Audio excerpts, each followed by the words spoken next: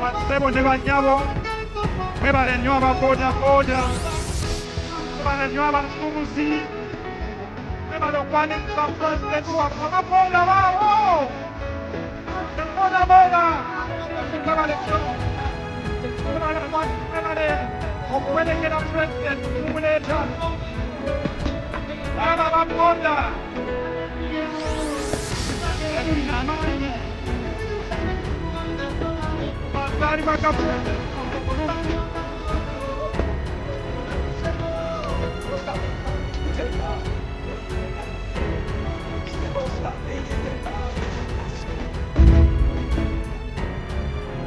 Satu yang manis coba debat kamu. Apa dalam bahasa?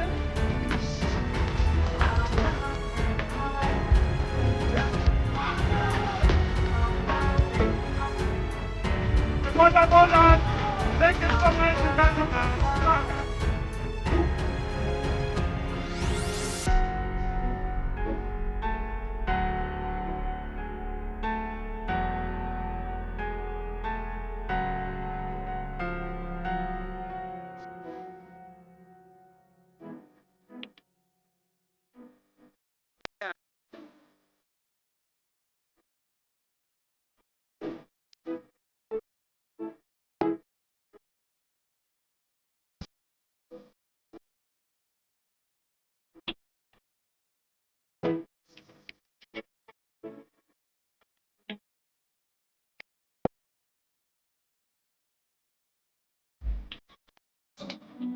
Well, I don't know what someone doesn't know.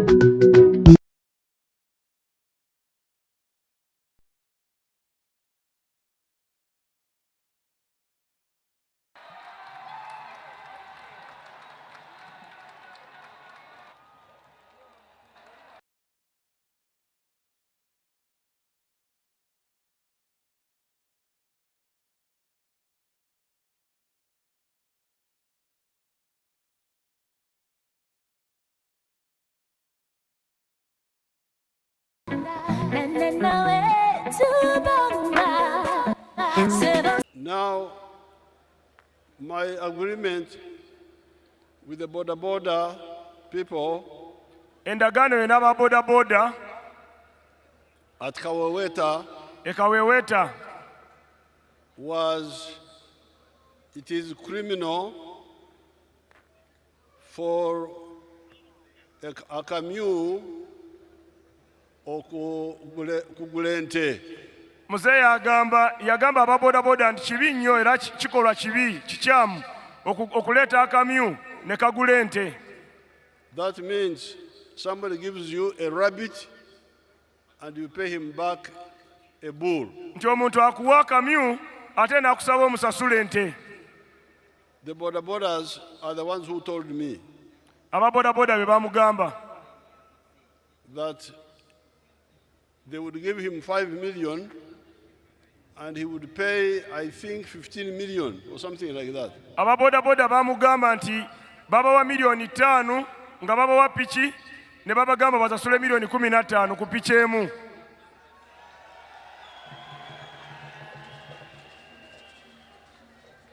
Now that is the disease I promise you to cure. Bwe bulwadde bwe yabagamba ababodaboda nti agenda kubuwonya ye nga Kamala byonna ajja kubuwonya.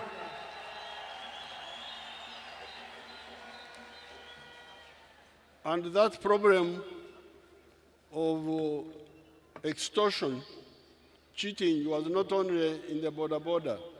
Nti ekyo ekizibu eky'okubba n'okunyigiriza tekiri mu babodaboda bokka, wekiri wonna wonna ajja kimalawo.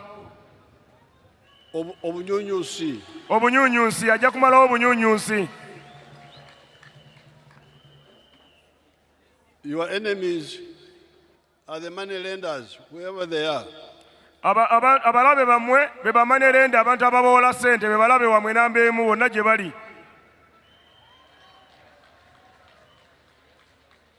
In the agricultural sector, mu by'obulimi, somebody would be given 1 million shillings. Somebody would be given 1 million shillings. Omuntu baba bamuwa biliyoni emu. Akakadde kamu.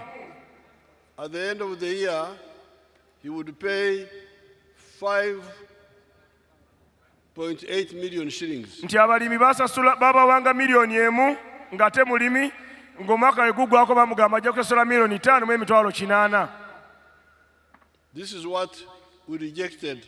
Ekyo kyo yakigaanirawo era n'akivumirira. In the agricultural sector. Ekyo yakirwanirira n'akirwanyisa mu by'obulimi. That's why we introduced PDM. Yensonga lwaki kati yaleetawo PDM, enkola ey'abamufuna mpola, sente z'omumiruka. We give you 1 million shillings. Nti abawa miliyoni emu.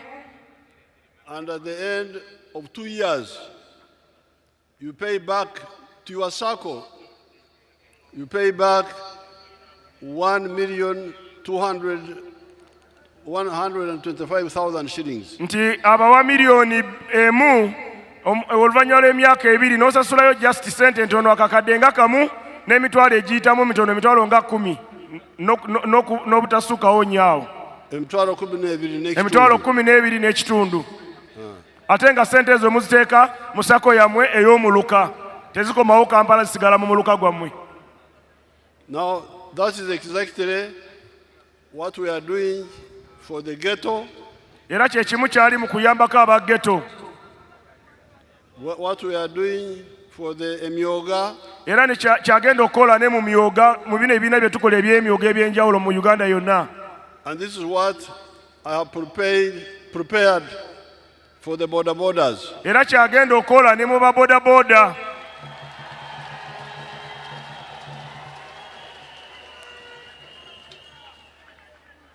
I am preparing with the controller. Ali mu kutegeka ne State House controller. A few billion shillings. Nti agenda bategekerayo obuwumbi obutonotono.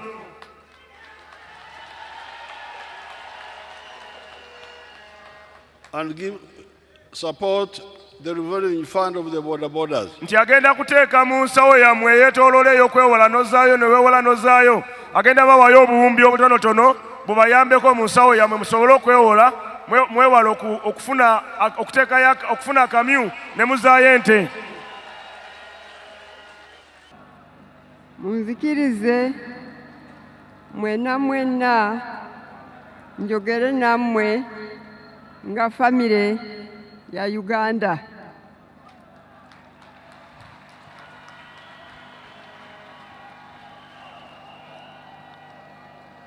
ekyokusooka njagala kusiima Katonda kubanga mwateeseteese omukolo guno okusiima Katonda ate n'okuserebratinga obulamu bwa muzeeyi.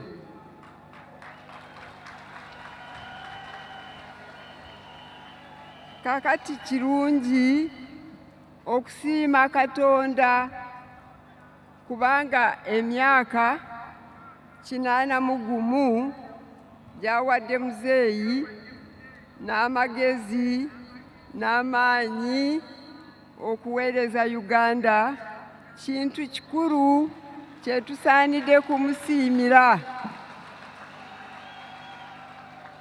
Awo we tuteekwa okutandikira. That's where we must begin. Now, secondly, we must thank God indeed for that strength He has given him and the wisdom to continue to serve the nation of Uganda.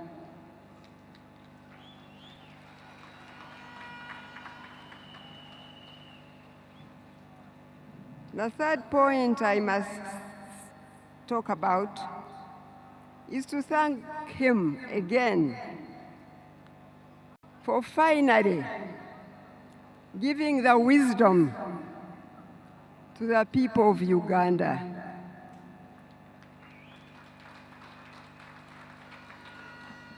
Because Africa was blessed by God with so much natural resources, but we have failed to utilize those resources because we are forever fighting amongst ourselves. And Africa, including Uganda, has remained poor and unprosperous. Now, the God we serve has finally given Uganda the wisdom to form the union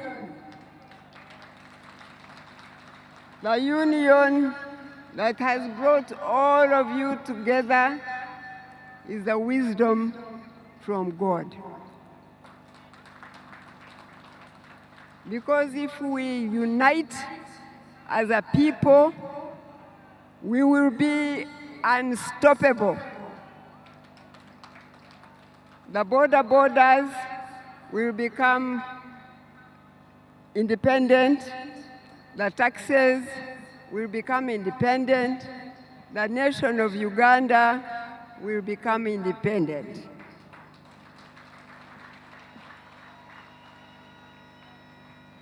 When you hear the Asians called the tigers, it is because they are united, and the unity builds their nations and builds them, and they thrive, and they become independent and powerful. That's why the name of the Asian tigers. Now, if Africa wants to become really powerful, like God wished us to be, because He blessed us with so much, we must unite. That union may be the first one, but it should be an example that we need to unite, and Uganda will grow from strength to strength.